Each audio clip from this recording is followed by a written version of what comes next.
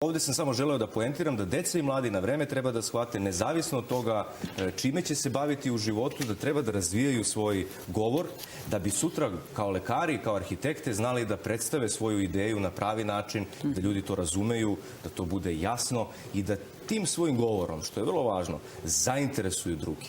Deca danas misle da se treba se nekako samo da se odradi, samo da se izvrši zadatak. A govor, prema definiciji, ima najlepši mogući cilj, a to je da zainteresuje drugog.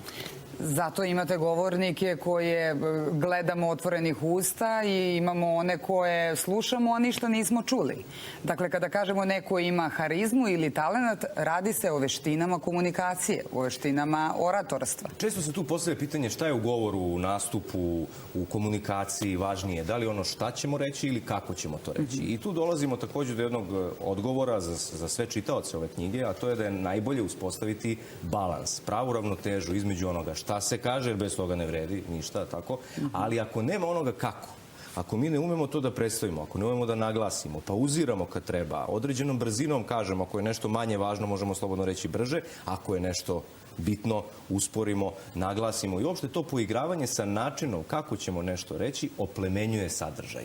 Ako nema toga kako, ono šta često pada u zaborav. Zato ima mnogo naučnika, mnogo vrhunskih umova koji su otišli u zaborav sa ove planete, iako su imali šta, nisu imali kako. Nekad ljudi misle, evo samo kratko da dopunim, nekad ljudi misle da Tesla kao naš jedan od najvećih naučnika, nije bio nešto vešt u govoru. I nije, ali poenta jeste ako se uđe u njegovu biografiju da se itekako mogu pronaći mesta kada je on održao blistava predavanja u nekim važnim fazama svog naučnog istraživačkog rada i ta predavanja ljudi su pamtili i ta predavanja su njemu bila dodatna odskočna daska u onome što je postao. Dakle, čak i on koji nije bio nešto mnogo veliki orator, niti se mnogo zanimao za to, za razliku od Pupina, i on je znao da je moć iskazane reči velika.